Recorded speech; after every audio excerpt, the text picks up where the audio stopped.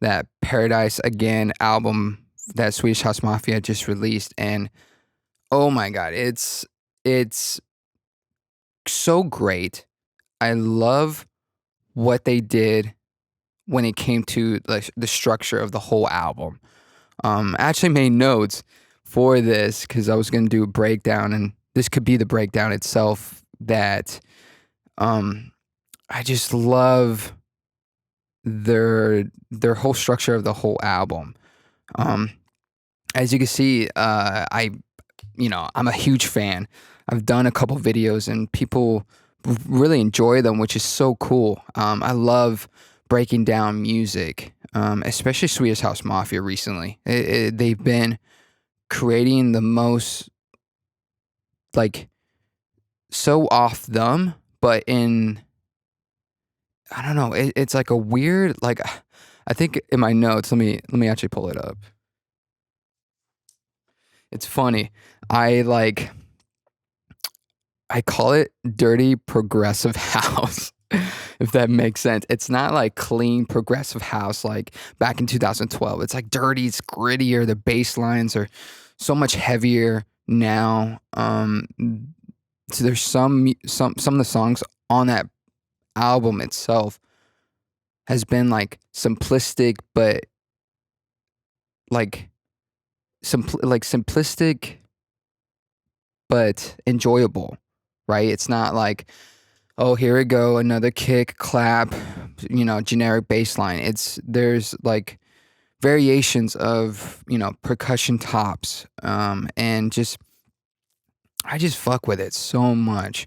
So what we're gonna do is we're just gonna break down all 17 songs right now because I might do a video of one by one of my reaction, but I think it should just be like a whole fucking 2 hour, video rather than just being like, 10, 15 minutes. So, um, let's go start with the first one, Time by, I think Mape. Yeah, Mape. So Mape, she's so cool. She's actually from, I think she was born in Rhode Island, and her mom and her dad's Swedish, and so her mom moved them to Sweden just to get out, of the area that they were.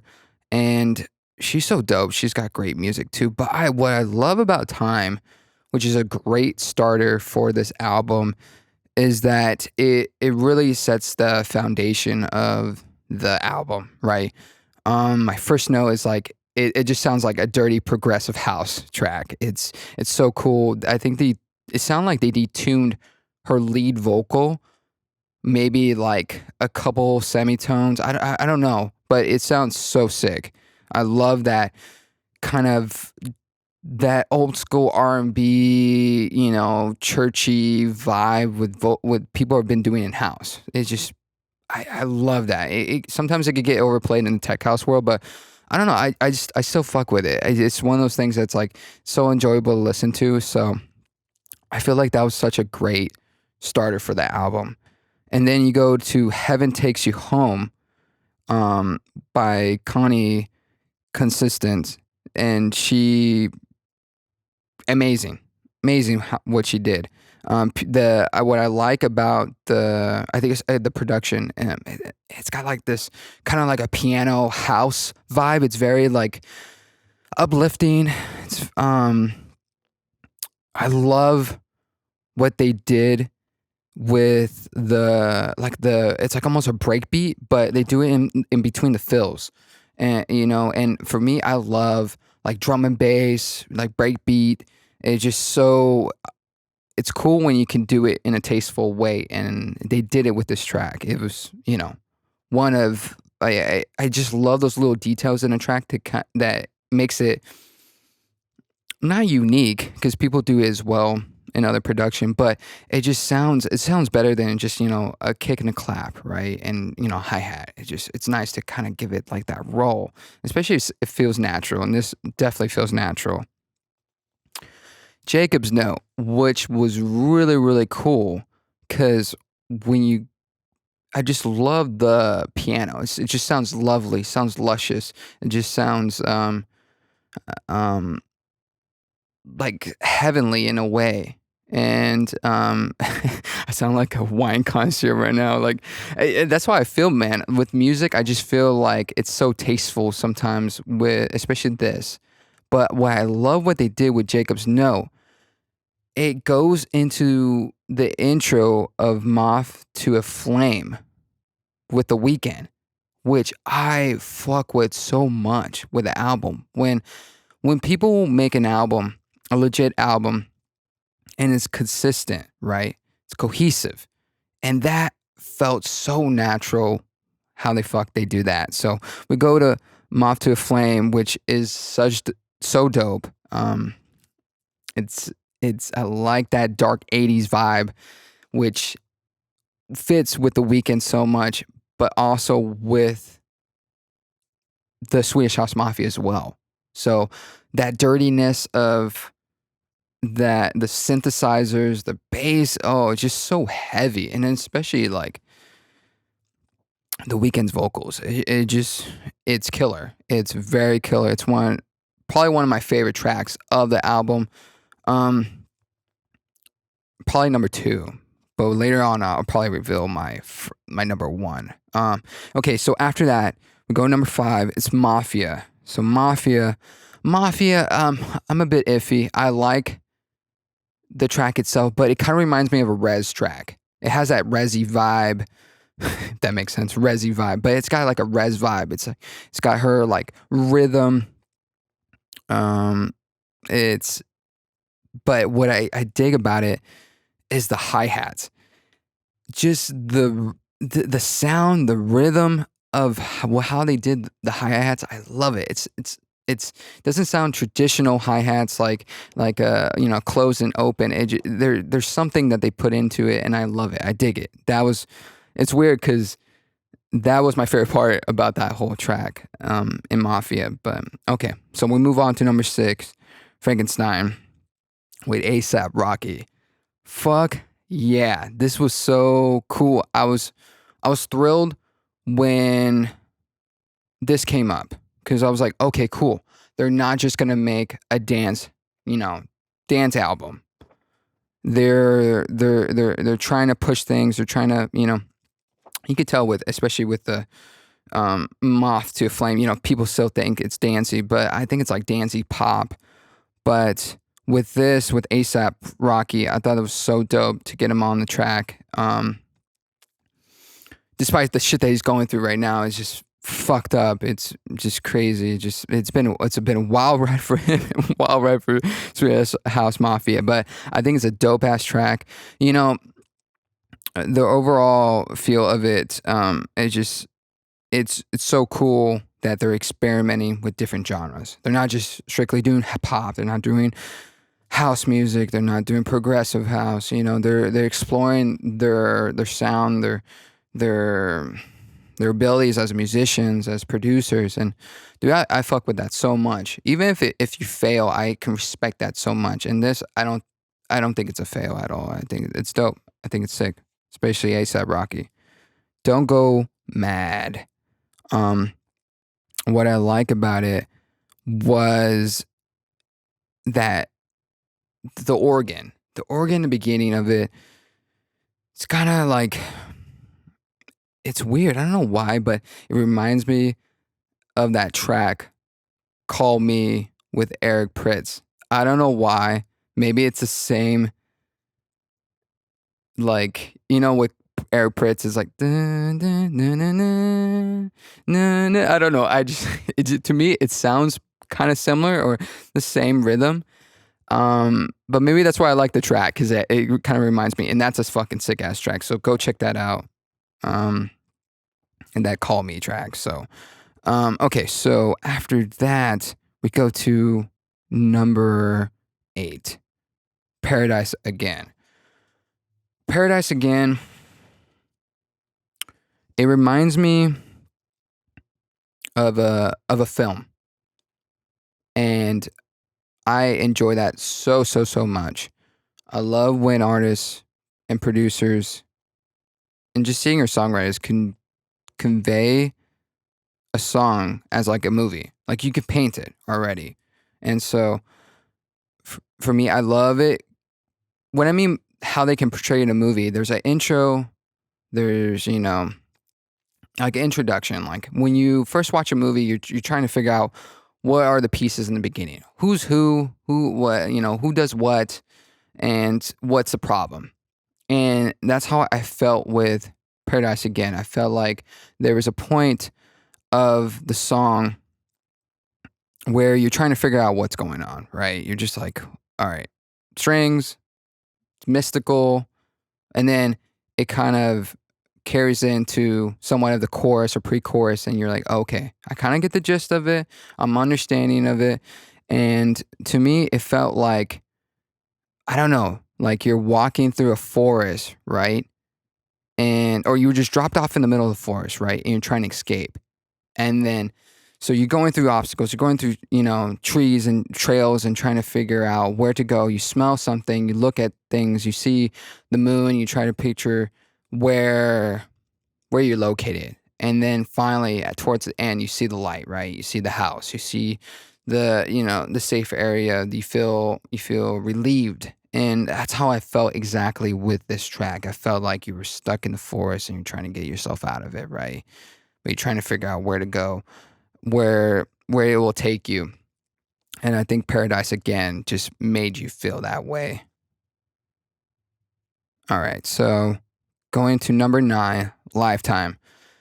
You guys already know how I feel about Lifetime. I have a video on YouTube that you can check it out. I fucking love Lifetime, especially Ty Dolla $ign. Ty Dolla $ign is the dopest singer. It's just one of my top 10 singers. I think just fantastic how, just his lyrics, his vocal range. I just love how you can put that man anywhere, right? And he'll sound great. And so I respect that track. It was just refreshing from all their previous releases. So when they released that months ago, I was just like, what the fuck? This is like so not Swedish House Mafia. This is so, original, and it was sick. So go check out the breakdown video. You can watch the full one. But yeah, it's one of probably my favorite track. Really, to be honest, it's one of my all-time favorites. Okay, so Calling On, number 10. What I like about a portion of this track was this alarm. I know this probably sounds so fucking random, but they have like this alarm kind of like rhythm and a sound, and it was so cool, especially with this like the church voice, church vibe. And I don't know, I really dig that you can implement those two things that sound completely crazy to be together, but they did it in such a graceful way that it just sounds tasteful. Finding an affordable recording studio to rent is quite difficult now these days.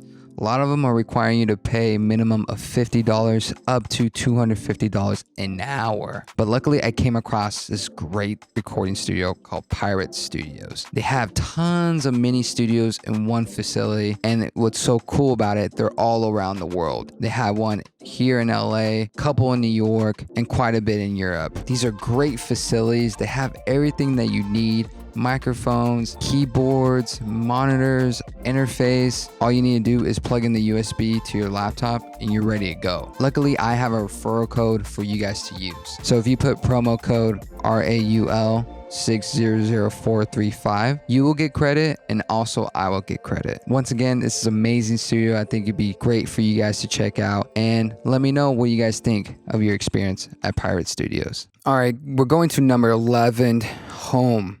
I like how they put this song in the album because it by far, I think it's one of the chillest songs that they have on there. But if you go to the halfway mark, there's this like weird kind of like percussion. To me, it sounds like birds flapping their wings. I don't know how to describe it, but that's how it sounds to me. It sounds like birds flapping their wings, but in a percussive way. I don't know what they did, but that was so cool. I thought that was the coolest part about that track. And at the very end, I really like this like chucking sound. It almost sounds like a guitar chuck. A very like 70s kind of groovy vibe, and I thought it was dope that they did that, and it felt, felt right, especially since like it's a chill track. So now you have like a kind of like a funk, slow funk chucking to it, and it was just really cool. It's one of really cool tracks. Okay, so number 12 gets better. I did a breakdown on this track as well. I really liked it because it felt like a warrior track. I don't know. I felt like if I was gonna, like a Kill Bill, like, when she's in that dojo and fucking just slays all these ninjas. I just felt that. I felt like that song could be in there. And the fucking cowbell at like a minute 24, that fucking threw me off, and I thought was the sickest thing when they put that. I think it's a cowbell. I don't know what the fuck it is, but it sounds dope as hell. All right, coming in at number 13, Red Light. I dig this because, of course, they're DJs, they're quote unquote EDM producers, and they kind of, with this album, it wasn't like a typical EDM album, but it was cool that they added Red Light to this album, because to me, it sounds like an underground rave track. Just that sound design to that in the beginning, it sounds like you're in the club. Like you're like, for instance, you're like checking your ID, you going in, and it's just like that booming from the background. And for me, I think that's so sick when producers do that, just to create a imagery in your head, because with audio, that's what's so great about audio, that you can have that ability to paint a world to somebody or to all your listeners, and they can all imagine million different scenarios. So to me, that's how I felt. I felt like I was going to an underground rave, and in the beginning, and it's one of those tracks that I really dig it, because it kind of it kind of feeds your expectations and your love for them too. You're like, oh great, I can't wait to hear this live at a club or a festival when they're playing. So, and then, okay, so 14, Can You Feel It? I like the simplicity of it. It's very tasteful. The riser. I think it's cool how they use the riser in the beat. Because typically in the dance world, you use a riser to build it up, right? To for the build up, and then you have the drop, and then drop, there's no riser, but it's cool. It kind of sounds like Axwell riser. There's like a video out there on YouTube. I think he teaches I don't know if it's Axwell. It's some DJ that shows like you can make this like like a universal riser. I think it is Axwell. It's basically, there's never ending. It just keeps going, keeps going. You never reach to the end of it, but it sounds like it's escalating. It's the coolest fucking sound design ever. So go check it out. It's on YouTube. I don't know if it's Axwell. It might be another producer, but fucking let me know on the comments below too. Because I would fucking love to see that again. So, okay, cool. We're going to go at 19.30. Coming in at number 15. I dig it, because this made me feel like if I was on shrooms and I was in my hospital bed, and I was hearing my heartbeat. This is the track that would resemble that. Like, it was cool. It just sounded like a heartbeat monitor in the dance track. It was just like, dee, dee, dee. It was just really cool what they did with it, and if I were to paint a picture, that's how exactly it would I would imagine it be.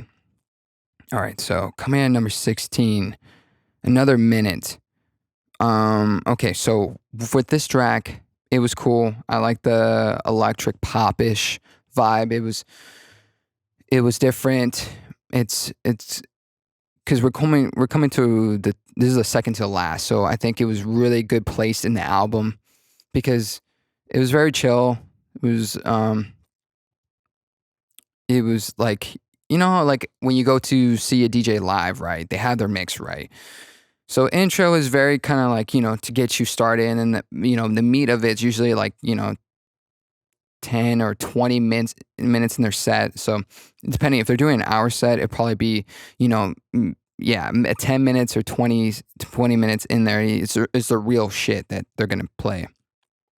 So for this, it was cool that they put this track in there because if it felt like, okay, cool, we're slowing down, we're towards the end of the album, but I love what they did with the production, the pitch bending with the synths. I dig that, especially how smooth it was. Sometimes I think my issue sometimes with Ableton is when I do those pitch bends, I tend to go a little too schematic or too, I don't know, sometimes, too obvious in a way. And it was nice. It was kind of a lush pitch bend, which is cool. And I like to like listen to that and study that because I was like, okay, maybe I can try that in my production. And it's just one of those songs that's really good to kind of break down, especially for sound design and production outline, if that makes sense. So, and then last but not least, last but not least, For You. For You. It's beautiful. Honestly, it's the most beautiful track to end. I sound like I don't know. Dude, I fucking, I'm just so happy that they end it in such a right note and such a, great title, For You, for the audience. Who knows if this might be the last album that they're ever gonna make? So it's like it was such a good. This track was such a good send off to end the album. I mean, I just love how they mix the vocals, the stacks on it. It just sounds so lush. It almost sounds heavenly. It's weird. It's almost like you're meeting Swedish House Mafia in the gates of God, gates of heaven, and they're just like, "Yeah, come on, come with me." It feels weird. It kind of reminds me of Happy Gilmore when he's like at the last hole, and you just see his instructor. He's like, it's all in the hip. It's just like he's just like happy thoughts, and that's how I felt with this song. It was just like it was the end, but it's not the end forever, right? It's we're still together and stuff like that. So it was cool. And at a minute and 46 seconds, the change up there was so sick. I was not expecting that because in the intro you just sound like, oh, it's very luscious and stuff like that, and then boom, it goes to going back to dance, and it was, I love that. I thought that was so sick that what they did, and I don't know, man. This album, I think it was such a great album for them, as creatives, as producers, because it inspired me a lot. It inspired me to try new things, try to not just go for one style when I release a bunch of tracks. Maybe try to push things. Maybe, do a dance EP, but also throw in like, Afrobeat or something like that. I don't know. For me, it inspired me creatively. And dude, I just love Swedish House Mafia. Man, they're just, they impress me all the time. Especially singularity, like Axwell, Sebastian Grosso. They just like those two guys. They're just fucking great, man. They're when they were doing their own duo, they were great as well. And it, what I mean, it just, I don't know. All three of them are great, and they all bring something to the table, if that makes sense. And I dig that. I really dig that they can all be together and bring, their own unique style to it.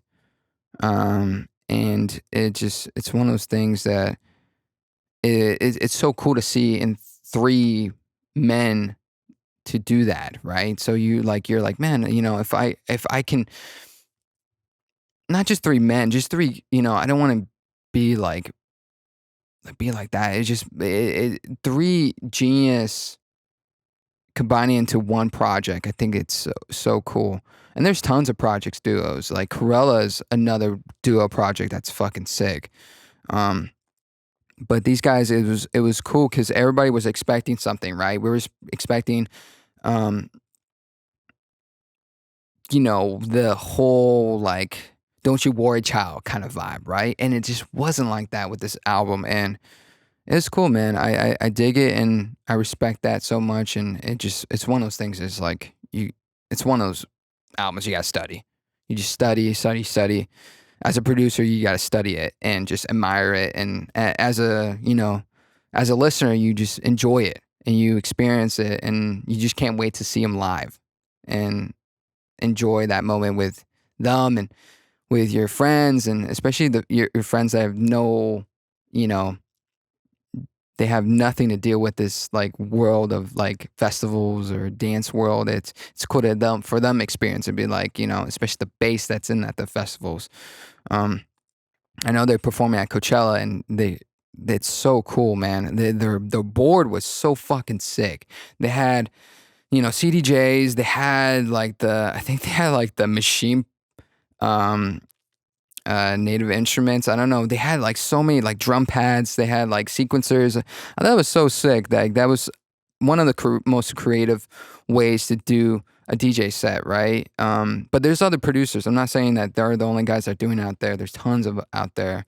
But it was so cool that they did that with The Weeknd as well. And so that was sick, man. But overall, I really love the album. You guys let me know in the comments below. Fucking just you decide which one's the best track.